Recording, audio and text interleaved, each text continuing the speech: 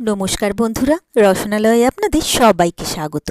আমার আজকের রেসিপি হলো একদম নতুন স্টাইলে আলু মটর কচুরি। আর সবচেয়ে মজার ব্যাপার হলো এটা বানাতে লাগবে না কোনো আটা বা ময়দা, আর ভীষণই কম তেলে তৈরি হয়ে যাবে। বাইরে হবে খাস্তা, ভেতরে মশলাদার আলু মটরের পুর।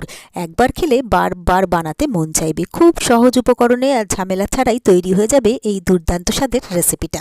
তো এর জন্য প্রথমেই গ্যাসের উপর একটা প্যান বসিয়ে দিয়েছি। প্যানটা গরম হয়ে গেলে তাতে তেল দিয়ে দিলাম। তেলটা গরম হয়ে গেলে হাফ চামচ জিরে আর হাফ চামচ হিং দিয়ে একটুক্ষণ ভেজে নিলাম। বেশ সুন্দর যখন একটা গন্ধ বেরিয়ে গেল, এখানে দিয়ে দিলাম 1 টেবিল চামচ আদা বাটা।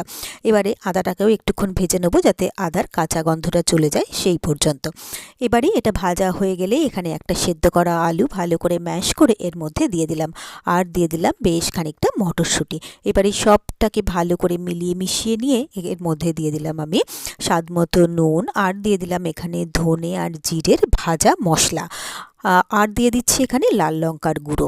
এবারে সবটাকে ভালো করে একসাথে মিলিয়ে মিশিয়ে নিয়ে এই আলু মটরটাকে একটুক্ষণ নেড়ে নেড়ে ভেজে ভেজে এটাকে একদম শুকনো শুকনো করে নিতে হবে, যাতে এর মধ্যে কোনো ময়েশ্চার না থাকে। তো এটা আমার একদম রেডি হয়ে গেছে। এবারে এটাকে একটু ঠান্ডা হতে সময় দেব। এরপরে আমি এদিকে নিয়ে নিয়েছি চিড়েটাকে একটু ধুয়ে এটাকে জল দিয়ে আমি 10 মিনিটের জন্য ভিজিয়ে রেখেছিলাম।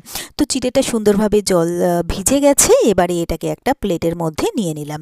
এরপরে আমি এর মধ্যে দিয়ে দিচ্ছি 2 চামচ বেসন, আর দিয়ে দেবো এর মধ্যে স্বাদমতো নুন।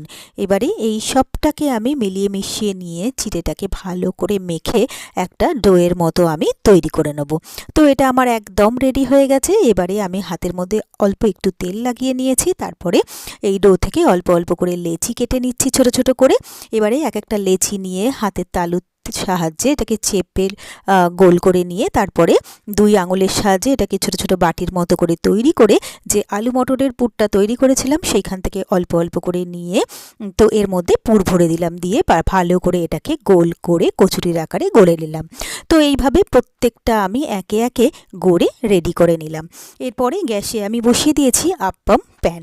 তো এই প্যানের মধ্যে আমি একদম অল্প অল্প করে তেল দিয়ে দিচ্ছি।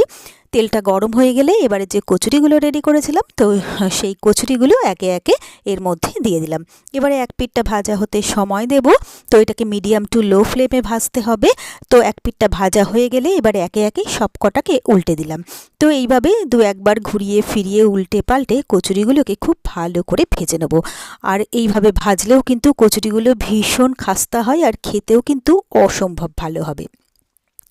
তো প্রত্যেকটা কচুরি আমার রেডি হয়ে গেছে। এটা সার্ভিং প্লেটে তুলে নিয়েছি। তো ব্যাস তৈরি হয়ে গেল আমার খুব সহজে আর খুবই চটপট দারুণ টেস্টি আলু মটরের কচুরি। আর আমার এই রেসিপিটা যদি আপনাদের ভালো লেগে থাকে তাহলে আপনারাও বাড়িতে ঠিক এইভাবে একবার ট্রাই করে দেখবেন।